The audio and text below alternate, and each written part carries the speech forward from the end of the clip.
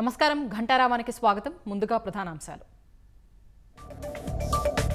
Madhya Pradesh road ప్రమాదంలో 8 మంది హైదరాబాద్ వాసులు మృతి. కుంభమేళాకు వెళ్లి వస్తూ ఉండగా దుర్ఘటన.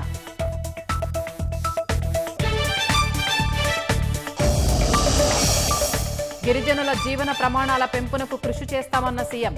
170 చట్టం తొలగించే ఉద్దేశం లేదని స్పష్టీకరణ.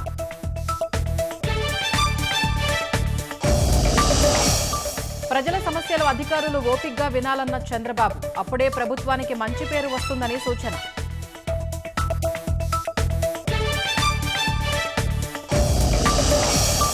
వైసీపీ హయాంలో మద్యం స్కామ్పై విచారణ జరపాలి. ఢిల్లీని మించిన లిక్కర్ కుంభకోణం జరిగిందన్న సీఎం రమేష్.